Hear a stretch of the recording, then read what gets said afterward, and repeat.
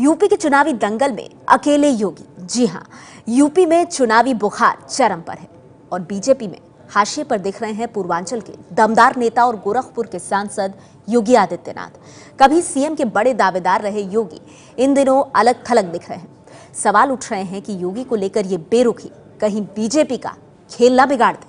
2017 के उत्तर प्रदेश के विधानसभा चुनाव में बीजेपी मुख्यमंत्री पद के तौर पर किसी चेहरे के साथ नहीं उतरी है। जाहिर सी बात है कि वो प्रधानमंत्री मोदी के चेहरे पर यह चुनाव लड़ना चाहती है। लेकिन पूर्वांचल में बीजेपी का एक बहुत बड़ा चेहरा है योगी आदित्यनाथ। गोरखपुर के योगी आदित्यनाथ का नाम मुख्यमंत्री पद के दावेदार के तौर पर भी उभरा। हमारा मुख्यमंत्री कैसा हो, योगी कैसा रहता हो, हमारा मुख्यमंत्री कैसा हो, योगी कैसा हो, क्या मांगे माँ की गोदी, मांगे योगी। नारेबाजी करने वाले ये लोग कोई भारतीय जनता पार्टी के कार्यकर्ता नहीं हैं। ये है योगी आदित्यनाथ के संगठन हिंदू युवा वाहिनी के कार्यकर्ता। बीजेपी में रहकर भी आदित्यनाथ समानांतर संगठन चलाते हैं और इस संगठन के कार्यकर्ताओं की मांग है कि योगी आदित्यनाथ को मुख्यमंत्री बनाया जाए। हमारा मुख्यमंत्री कैसा हो, योगी कैसा रहता हो, हमारा मुख्यमंत्री कैसा हो, योगी कैसा हो। गोरखपुर के आसपास पूर्वांचल के कई जिलों में सक्रिय है योगी का इस संगठन और इस इलाके में अच्छा खासा प्रभाव भी रखता है। युवा वाहिनी का दावा है कि उसका विस्तार पूरे उत्तर प्रदेश में है। हमारा सीएम कैसा हो, योगी कैसा हो, हमारा सीएम कैसा हो, योगी कैसा हो।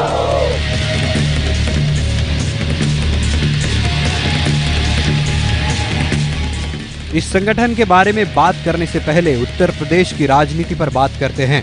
बीजेपी ने इस चुनाव में किसी को भी मुख्यमंत्री पद का चेहरा नहीं बनाया, योगी आदित्यनाथ को भी नहीं। लेकिन बड़ी बात ये रही कि बीजेपी ने योगी आदित्यनाथ को उत्तर प्रदेश की चुनाव समिति में भी नहीं लिया। सवाल ये उठे कि क्या बीजेपी आदित्यनाथ को किनारे कर रही है? सीएम का कैंडिडेट के तौर पर इनको प्रस्तुत न किया जाना, जबकि ये उम्मीद कर रहे थे और इन्होंने साधु संतों के जरिए बहुत लॉबिंग भी कराई थी। तो चुनाव समिति में भी न लिया जाना, जबकि चुनाव समिति में ऐसे ऐसे लोग हैं कि यहाँ पे रमापति राम त्रिपाठी हैं, सुप्रताप शाही हैं, ये लोग भी हैं और ये लोग संगठन में बड़े नेता रहे हैं, लेकिन ये लगातार चुनाव हार रहे हैं। रमापति राम त्रिपाठी सिसवा विधानसभा से चुनाव हार गए, सुप्रताप शाही 2 बार से चुनाव हार रहे हैं। तो ऐसे लोगों को लिया जाना, और जो पूर्वी उत्तर प्रदेश में बीजेपी का सबसे बड़ा मास लीडर है, जिसकी जनता में पकड़ है और उसके नाम पर वोट भी मिलते हैं, उसको न लिया जाना साफ तौर पर यह दर्शाता है कि मंचों पर तो इनको खूब महत्व दिया जा रहा है कि हमारे सबसे बड़े नेता हैं, लेकिन अंदर से उनको एक धीरे धीरे साइडलाइन किया जा रहा है। योगी आदित्यनाथ को जब जब बीजेपी में तवज्जो नहीं मिली, तब तब वो पार्टी के खिलाफ आक्रामक तेवर दिखाते रहे हैं। उनका संगठन हिंदू युवा वाहिनी भी आक्रामकता के लिए ही पहचाना जाता है। अब जब उनके कार्यकर्ताओं को लग रहा है कि बीजेपी आदित्यनाथ को किनारे कर रही है, तब भला वो कैसे चुप रहते? तो उत्तर प्रदेश के अंदर जब शादी विवाह होते हैं तो अति उत्साह में कुछ लोग अपने असलहों से हर्ष फायरिंग करते हैं, खुशी का इजहार बंदूकों से करते हैं। भारतीय जनता पार्टी ऐसा ही कुछ कर रही है इस समय। अगर हर्ष फायरिंग करेगी भारतीय जनता पार्टी, अति उत्साह में पूज्य महाराज श्री को समिति से निकालना अति उत्साह का एक कड़ी है। और हमको लगता है कि उत्तर प्रदेश के अंदर अगर सरकार बनाने हैं, उत्तर प्रदेश के अंदर भारतीय जनता पार्टी को सरकार में आने हैं, तो पूज्य महाराज श्री को आगे लाना होगा।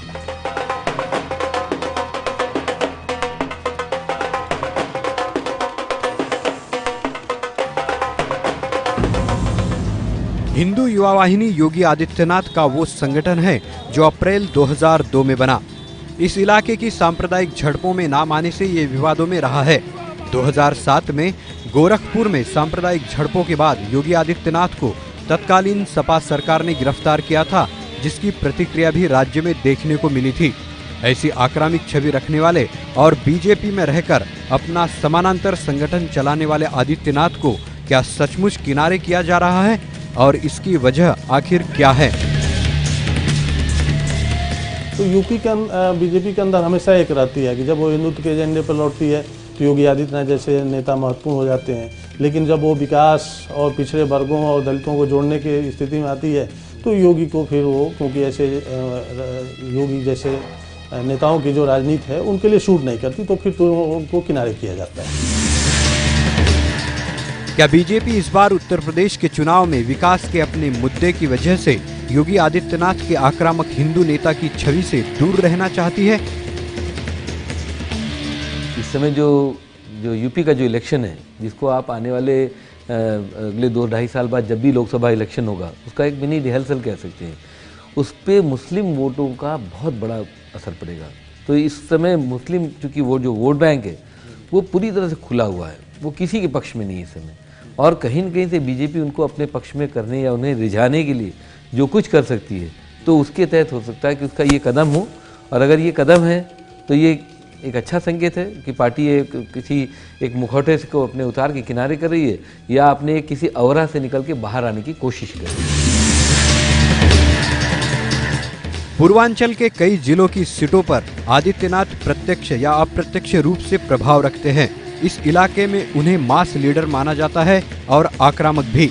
अपने इसी स्वभाव की वजह से उन्होंने 2002 में हिंदू युवा वाहिनी का गठन किया। हिंदू युवा वाहिनी एक सामाजिक संगठन है। जिस समय हिंदू वाहिनी का गठन हुआ, इस क्षेत्र में हिंदू उत्पीड़न की घटनाएं लगातार आ रही थी। बहुत सारे लोग दबे कुचले जिसको आप दलित बोलते हैं, उनका उपेक्षा करके ये सारी चीज़ें प्रशासन में भी उनकी बात नहीं सुनी जा रही थी। तो जब देखा इन्होंने कि हिंदू समाज को एकजुट करने के लिए, जैसे ऊंच नीच छूत भेदभाव को मिटाने के लिए इन्होंने हिंदू वाहिनी का गठन किया। इसी हिंदू युवा वाहिनी के कई लोग चुनाव लड़ना चाहते हैं, जबकि दूसरी तरफ बीजेपी उत्तर प्रदेश में विकास के मुद्दे पर लड़ना चाहती है। जानकार मानते हैं कि पेंच यहीं पर फंसा है। अब इस बार के चुनाव में एक योगी के लिए कठिन प्रश्न है, क्योंकि एक तरफ से उनको लगातार पार्टी ने उपेक्षा की है, लेकिन वो इस बात को कह नहीं पा रहे हैं कि हमारी उपेक्षा हो रही है। दूसरा, उनके पास एक लंबी सूची भी है जिनको वो टिकट दिलाना चाहते हैं। हिंदू वाहिनी के बहुत सारे नेता चुनाव लड़ना चाहते हैं। इसके अलावा कुछ अन्य दलों से आए हुए लोग जो उनके बहुत करीबी हैं, उनको भी टिकट दिलाना चाहते हैं। अब ये देखना है कि बीजेपी क्या वो सारे टिकट एडजस्ट करती है और योगी को खुश कर पाती है कि नहीं। अगर ये भी नहीं होता है तो फिर योगी के लिए एक बहुत कठिन होगा, क्योंकि ऐसा तो कभी विपक्ष से भी उनको चुनौती नहीं मिली थी। वैसे योगी आदित्यनाथ का इस संगठन उनका जमकर प्रचार करता रहता है। कई जगहों पर सारे समाज को मिलाकर सहभोज करवाने जैसे अलग अलग कार्यक्रम करता रहता है। हमारे महाराज जी मुख्यमंत्री कैसे बनेंगे?